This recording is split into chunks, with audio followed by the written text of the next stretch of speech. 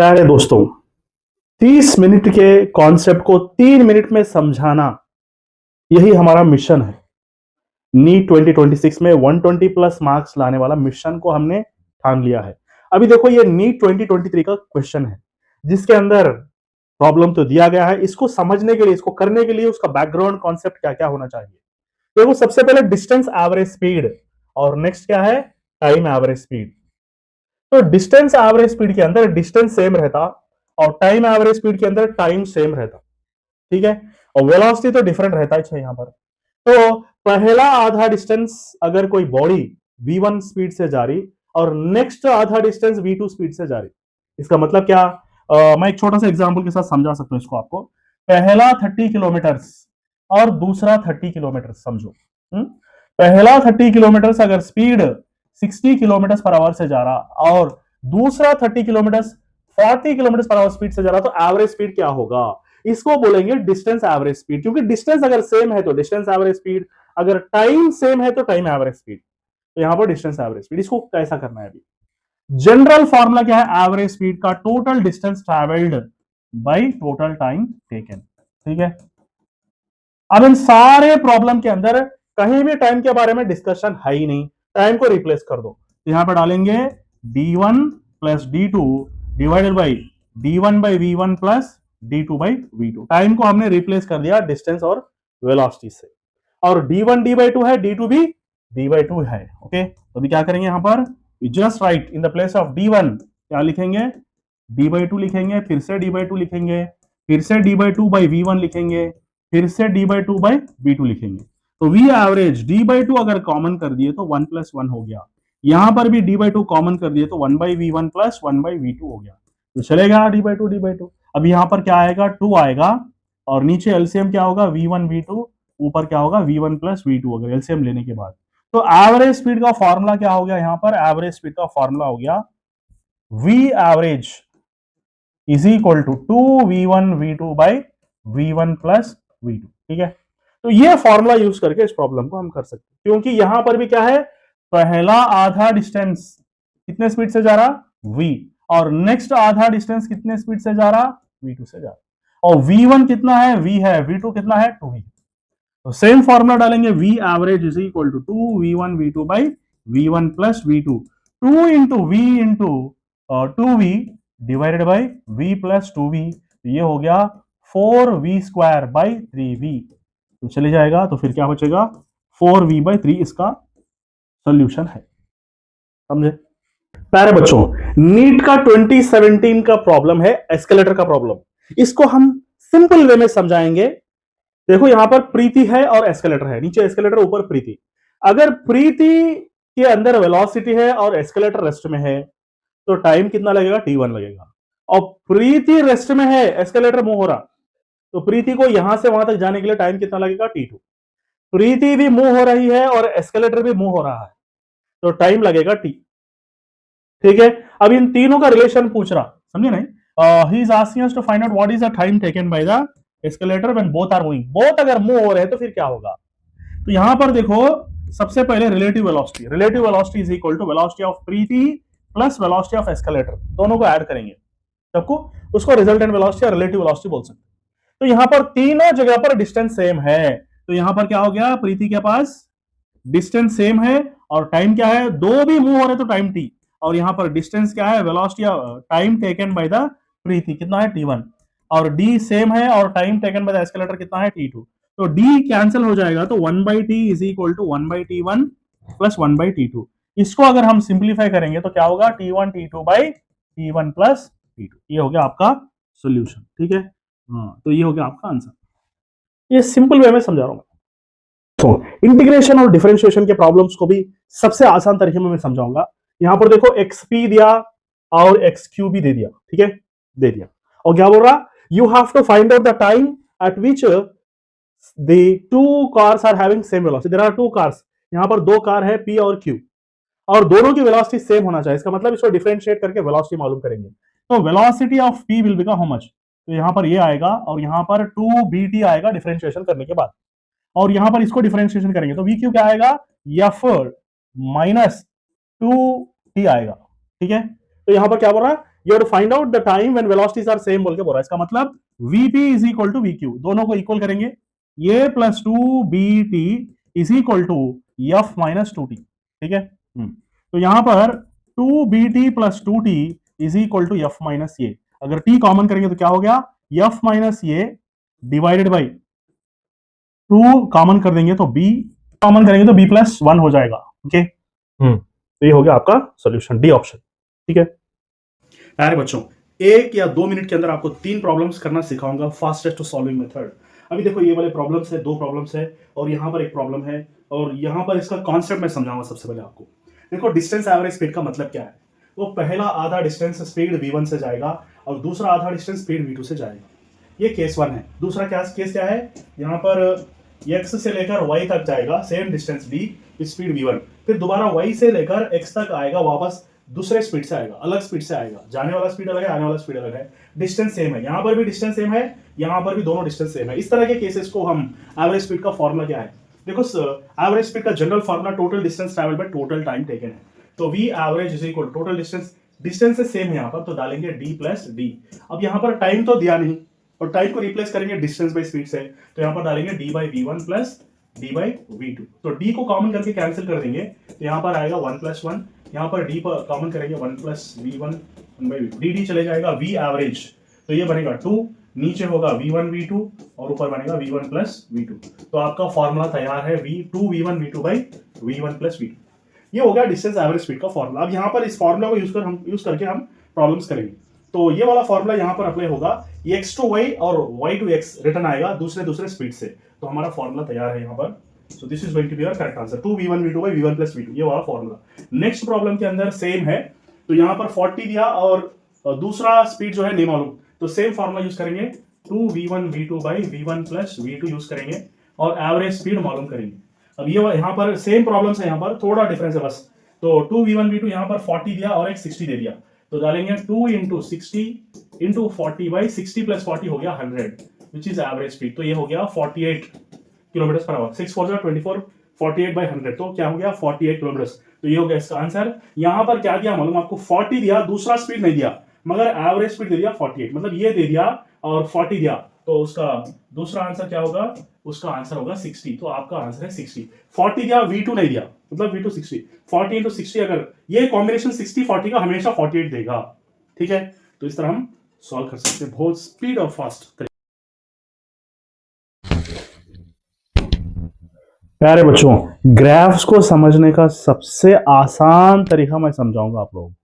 पूरे के पूरे 5 के 5 नीट के प्रीवियस ईयर क्वेश्चंस होंगे और हम उसको 2 मिनट में समझाएंगे। अभी देखो यहां पर डिस्प्लेसमेंट टाइम ग्राफ के अंदर ratio of their respective velocities बोल के पूछ रहा, तो यहां पर वेलोसिटीज क्या है, ओके। तो ग्राफ के अंदर वेलोसिटी मालूम करना है तो स्लोप मालूम करना है, स्लोप का मतलब tan थीटा, ठीक है, tan थीटा।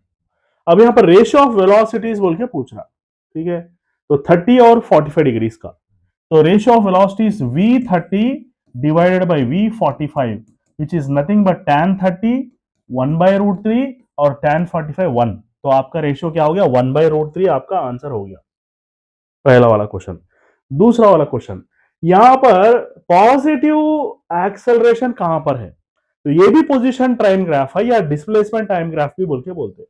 तो velocity will become tan theta. तो अगर यहां पर सारे के सारे ग्राफ्स देख लो, इनका एंगल को ऑब्जर्व करो, एंगल को, ये तो नेगेटिव ग्राफ है। अब यहां पर अगर एंगल ऑब्जर्व करें ना, तो थीटा कम होते जा रहा, दैट मींस वेलोसिटी डिक्रीज हो रहा, थीटा अगर कम हो रहा तो वेलोसिटी भी कम हो रहा, मतलब ये वाला केस क्या है, डीजलरेशन का केस है। यहां पर ऑब्जर्व करो ना, तो यहां पर थीटा इंक्रीज हो रहा तो वेलोसिटी भी इंक्रीज होगा। वेलोसिटी अगर इंक्रीज हो रहा, इसका मतलब it's a case of acceleration, and that too positive acceleration.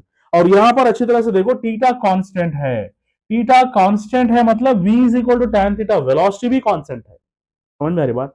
तो वेलोसिटी भी कांस्टेंट है यहां पर, तो सिर्फ पॉजिटिव एक्सेलरेशन का आंसर क्या है, ये वाला ऑप्शन है। नेक्स्ट, इसके अंदर क्या पूछ रहा, मैक्सिमम इंस्टेंटेनियस वेलोसिटी कहां पर है, तो इसका मतलब ये पोजीशन टाइम ग्राफ या डिस्टेंस टाइम ग्राफ के अंदर मैक्सिमम इंस्टेंटेनियस वेलोसिटी जिसका स्लोप सबसे ज्यादा है वो पे वहां पर मैक्सिमम, यानी कि एंगल सबसे ज्यादा हो। तो ऑब्जर्व करें ना, तो सी का एंगल सबसे ज्यादा है बाकी के एंगल से। ये भी छोटा है, ये भी थोड़ा कम है, मगर सबसे ज्यादा ऊपर की तरफ क्या है, सी है, तो आपका आंसर सी हो गया। ठीक है, तो यहां पर देखो डिस्प्लेसमेंट टाइम ग्राफ के अंदर क्या पूछ रहा, नेगेटिव कौन सा पॉइंट है, तो सबसे नेगेटिव ये वाला है, क्योंकि नीचे की तरफ है स्लोप इसका। बाकी के सब जो है ना, ये ऐसा है, ये ऐसा है, ये भी ऊपर की तरफ है, तो नीचे की तरफ ये है, तो आपका आंसर हो गया डी ऑप्शन। ठीक है, तो लास्ट फाइनल यहां पर देख लो, which is representing one dimension. तो सबके सब ग्राफ्स ठीक है, एक ग्राफ के अंदर गलती नजर आ रही, क्या है वो, तो एक पर्टिकुलर टाइम के पास अगर ले लिए ना, तो यहां पर भी वेलोसिटी है, यहां पर भी वेलोसिटी है। एक ही टाइम के अंदर बॉडी को दो वेलोसिटीज कभी हो नहीं सकते। इसका मतलब सबसे गलत ग्राफ कौन सा है, बी वाला ग्राफ सबसे गलत ग्राफ है। ठीक है, थैंक यू। प्यारे बच्चों, ग्राफ्स को समझने का सबसे आसान तरीका मैं समझाऊंगा आप लोगों को। पूरे के पूरे 5 के 5 नीट के प्रीवियस ईयर क्वेश्चंस होंगे और हम आपको 2 मिनट में समझाएंगे। अभी देखो यहां पर डिस्प्लेसमेंट टाइम ग्राफ के अंदर ratio of their respective velocities बोल के पूछ रहा, तो यहां पर वेलोसिटीज क्या है, ओके, तो ग्राफ के अंदर वेलोसिटी मालूम करना है तो स्लोप मालूम करना है। स्लोप का मतलब tan थीटा। ठीक है, tan थीटा। अब यहां पर रेशियो ऑफ वेलोसिटीज बोल के पूछा, ठीक है, तो 30 और 45 डिग्रीज का, तो ratio of velocities v30 divided by v45 which is nothing but tan 30 1/√3 और tan 45 1, तो आपका रेशियो क्या हो गया, 1/√3 आपका आंसर हो गया। पहला वाला क्वेश्चन। दूसरा वाला क्वेश्चन, यहां पर पॉजिटिव एक्सेलरेशन कहां पर है, तो ये भी पोजीशन टाइम ग्राफ है या डिस्प्लेसमेंट टाइम ग्राफ भी बोल के बोलते हैं, तो velocity will become tan theta. तो अगर यहां पर सारे के सारे ग्राफ्स देख लो, इनका एंगल को ऑब्जर्व करो, एंगल को, ये तो नेगेटिव ग्राफ है। अब यहां पर अगर एंगल ऑब्जर्व करें ना, तो थीटा कम होते जा रहा, दैट मींस वेलोसिटी डिक्रीज हो रहा, थीटा अगर कम हो रहा तो वेलोसिटी भी कम हो रहा, मतलब ये वाला केस क्या है, डीजलरेशन का केस है। यहां पर ऑब्जर्व करो ना, तो यहां पर थीटा इंक्रीज हो रहा, तो वेलोसिटी भी इंक्रीज होगा। वेलोसिटी अगर इंक्रीज हो रहा, इसका मतलब it's a case of acceleration, and that too positive acceleration. और यहां पर अच्छी तरह से देखो, थीटा कांस्टेंट है, थीटा कांस्टेंट है मतलब v is equal to tan theta, velocity भी कांस्टेंट है, समझ में आ रही बात, तो वेलोसिटी भी कांस्टेंट है यहां पर, तो सिर्फ पॉजिटिव एक्सेलरेशन का आंसर क्या है, ये वाला ऑप्शन है। तो यहां पर देखो डिस्प्लेसमेंट टाइम ग्राफ के अंदर क्या पूछ रहा, नेगेटिव कौन सा पॉइंट है, तो सबसे नेगेटिव ये वाला है, क्योंकि नीचे की तरफ है स्लोप इसका। बाकी के सब जो है ना, ये ऐसा है, ये ऐसा है, ये भी ऊपर की तरफ है, तो नीचे की तरफ ये है, तो आपका आंसर हो गया डी ऑप्शन। ठीक है, तो लास्ट फाइनल यहां पर देख लो, which is representing one dimension. तो सबके सब ग्राफ्स ठीक है, एक ग्राफ के अंदर गलती नजर आ रही, क्या है वो, तो एक पर्टिकुलर टाइम के पास अगर ले लिए ना, तो यहां पर भी वेलोसिटी है, यहां पर भी वेलोसिटी है। एक ही टाइम के अंदर बॉडी को दो वेलोसिटी कभी हो नहीं सकते। इसका मतलब सबसे गलत ग्राफ कौन सा है, बी वाला ग्राफ सबसे गलत ग्राफ है। ठीक है, थैंक यू। प्यारे बच्चों, ग्राफ्स को समझने का सबसे आसान तरीका मैं समझाऊंगा आप लोगों को। पूरे के पूरे 5 के 5 नीट के प्रीवियस ईयर क्वेश्चंस होंगे और हम आपको 2 मिनट में समझाएंगे। अभी देखो यहां पर डिस्प्लेसमेंट टाइम ग्राफ के अंदर ratio of their respective velocities बोल के पूछ रहा, तो यहां पर वेलोसिटीज क्या है, ओके, तो ग्राफ के अंदर वेलोसिटी मालूम करना है तो स्लोप मालूम करना है। स्लोप का मतलब tan थीटा। ठीक है, tan थीटा। अब यहां पर रेशियो ऑफ वेलोसिटीज बोल के पूछा, ठीक है, तो 30 और 45 डिग्रीज का, तो ratio of velocities v30 divided by v45 which is nothing but tan 30 1/√3 और tan 45 1, तो आपका रेशियो क्या हो गया, 1/√3 आपका आंसर हो गया। पहला वाला क्वेश्चन। दूसरा वाला क्वेश्चन, यहां पर पॉजिटिव एक्सेलरेशन कहां पर है, तो ये भी पोजीशन टाइम ग्राफ है या डिस्प्लेसमेंट टाइम ग्राफ भी बोल के बोलते हैं, तो velocity will become tan theta. तो अगर यहां पर सारे के सारे ग्राफ्स देख लो, इनका एंगल को ऑब्जर्व करो, एंगल को, ये तो नेगेटिव ग्राफ है। अब यहां पर अगर एंगल ऑब्जर्व करें ना, तो थीटा कम होते जा रहा, दैट मींस वेलोसिटी डिक्रीज हो रहा, थीटा अगर कम हो रहा तो वेलोसिटी भी कम हो रहा, मतलब ये वाला केस क्या है, डीजलरेशन का केस है। यहां पर ऑब्जर्व करो ना, तो यहां पर थीटा इंक्रीज हो रहा, तो वेलोसिटी भी इंक्रीज होगा। वेलोसिटी अगर इंक्रीज हो रहा, इसका मतलब it's a case of acceleration, and that too positive acceleration. और यहां पर अच्छी तरह से देखो, थीटा कांस्टेंट है, थीटा कांस्टेंट है मतलब v is equal to tan theta, velocity भी कांस्टेंट है, समझ में आ रही बात, तो वेलोसिटी भी कांस्टेंट है यहां पर, तो सिर्फ पॉजिटिव एक्सेलरेशन का आंसर क्या है, ये वाला ऑप्शन है। नेक्स्ट, इसके अंदर क्या पूछ रहा, मैक्सिमम इंस्टेंटेनियस वेलोसिटी कहां पर है, तो इसका मतलब ये पोजीशन टाइम ग्राफ या डिस्टेंस टाइम ग्राफ के अंदर मैक्सिमम इंस्टेंटेनियस वेलोसिटी जिसका स्लोप सबसे ज्यादा है, वो पे वहां पर मैक्सिमम की एंगल सबसे ज्यादा हो, तो ऑब्जर्व करें ना, तो सी का एंगल सबसे ज्यादा है बाकी के एंगल से। ये भी छोटा है, ये भी थोड़ा कम है, मगर सबसे ज्यादा ऊपर की तरफ क्या है, सी है, तो आपका आंसर सी हो गया।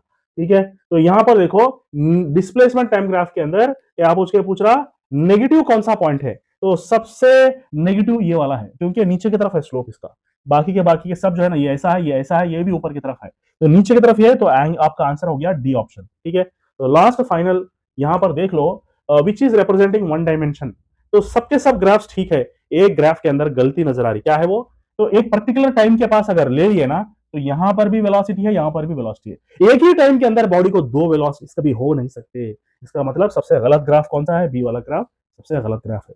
ठीक है, हर प्रॉब्लम को सबसे आसान और सटीक तरीका मैं आपको समझाऊंगा। हमारा मिशन है कि 2 महीने के अंदर भी हम 120 प्लस ला सके फिजिक्स के अंदर। तो यहां पर देखो ऊपर जो है ना कॉपर रॉड दिया, नीचे जो है अल्यूमिनियम रॉड दे दिया, दोनों का अल्फा भी दे दिया। अब लेंथ ऑफ कॉपर रॉड दिया, लेंथ ऑफ अल्यूमिनियम रॉड कितना बोल के पूछा। तो यहां पर कॉन्सेप्ट क्या है, formula alpha is equal to delta L by L delta T. यहां पर दो चीजें कांस्टेंट है, क्या है वो, लेंथ इज इंडिपेंडेंट बोल रहा है, increase in the length is independent of temperature बोल के बोल रहा, increase in the length is independent of temperature, मतलब ये दोनों को उखाड़ के फेंक दो। अब और क्या समझ में आ रहा है, यहां पर length is inversely proportional to alpha, so length of aluminium by length of copper is equal to alpha of copper by alpha of aluminium. ठीक है, तो हमको लेंथ ऑफ अल्यूमिनियम मालूम करना है, तो length of aluminium is alpha of copper by alpha of aluminium into length of copper, ये formula के अंदर वैल्यूज को सब्स्टिट्यूट करना है। अब सारे के सारे वैल्यूज आपके पास है। अब अच्छी बात क्या है मालूम, जिसका अल्फा ज्यादा है उसका लेंथ कम होगा, ये हमारा शॉर्टकट फॉर्मूला है। ओके, तो इस बगैर सॉल्व करेंगे भी हम बोल सकते हैं कि आंसर कितना होगा, 68 होगा। क्यों, अल्फा इसका ज्यादा है तो लेंथ कम होगा, अगर सॉल्व करके सब्स्टिट्यूट करेंगे तब भी आएगा आपको 68 सेंटीमीटर, चाहे तो आप करके देखो। प्यारे बच्चों, हर प्रॉब्लम को इतना आसान कर दूंगा, इतना आसान कर दूंगा कि आप हैरान हो जाएंगे, क्योंकि हमारा मिशन है हर हाल में 120 प्लस लाना ही है हमको। इंडिया का कोई बच्चा 120 बिलो नहीं लाएगा फिजिक्स के अंदर इंशाल्लाह। अभी देखो यहाँ पर दो रॉड्स है, ओके, एक का जो कोएफिशिएंट ऑफ एक्सपेंशन अल्फा 1 है, लेंथ L1 है, कोएफिशिएंट ऑफ एक्सपेंशन अल्फा 2 है और लेंथ L2 है। अब यहाँ पर क्या चीज दे रहा देखो, increase in the length is same for all temperatures बोल के बोला। तो यहाँ पर जनरल फार्मूला क्या है, alpha is equal to delta L by L delta T, increase in the temperature is same at all temperature, का मतलब ये दोनों कांस्टेंट्स हो गए। अब बचा क्या, अल्फा, तो हम इसको क्या करेंगे, alpha L is going to be constant, तो इसको लिखो alpha 1 L1 is equal to alpha 2 L2, ये हो गया आपका करेक्ट ऑप्शन, दैट्स इट। सारे बच्चों, किस तरह 2 महीने के अंदर हम 120 प्लस ला सकते हैं, इसके लिए मैं आपको थोड़े टिप्स बताऊंगा, हर प्रॉब्लम को सॉल्व करने का कुछ अलग ढंग से। तो यहां पर देखो, he has given the coefficient of volume expansion दे दिया और राइज इन टेम्परेचर दे दिया, और क्या पूछ रहा, फ्रैक्शनल चेंज इन डेंसिटी बोल के पूछ रहा, और हमारा जनरल फॉर्मूला क्या बोल रहा, alpha is equal to delta rho by rho into delta T. Fractional change in the density का मतलब क्या है, it is nothing but delta rho by rho which is nothing but gamma delta T. इसका मतलब क्या है, gamma को raise in temperature से मल्टीप्लाई करना है, यानी कि इसको जो है राइज इन टेम्परेचर 40 से मल्टीप्लाई करेंगे तो 5 4 20, तो आपका सोल्यूशन आएगा 0.020, दैट्स इट। ठीक है, बस करना कुछ भी नहीं, दोनों को प्रोडक्ट करना है, दोनों वैल्यूज को प्रोडक्ट करेंगे तो आंसर आ जाएगा, इतना आसान है। प्यारे बच्चों, हर प्रॉब्लम के लिए इतना आसान तरीका बताऊंगा कि आप लोग जो है ना खुश हो जाएंगे। अभी देखो यहाँ पर दो स्केल्स दिया क्वेश्चन के अंदर, एक तो डब्ल्यू स्केल बोल रहा है, एक नया स्केल है, और एक सेल्सियस स्केल है। सेल्सियस स्केल के दो वैल्यूज हमें ऑलरेडी मालूम है, 0 और 100। ठीक है, नेक्स्ट, अब सेल्सियस स्केल के अंदर अगर 39 दिया तो ये डब्ल्यू स्केल के अंदर क्या होगा, जिसका लोअर फिक्स्ड पॉइंट दे दिया 39 और 239 बोल के दे दिया। अब हमको क्या करना है मालूम, सेल्सियस स्केल अगर 39 है तो डब्ल्यू स्केल के अंदर कितना होगा, ये हमारा क्वेश्चन है।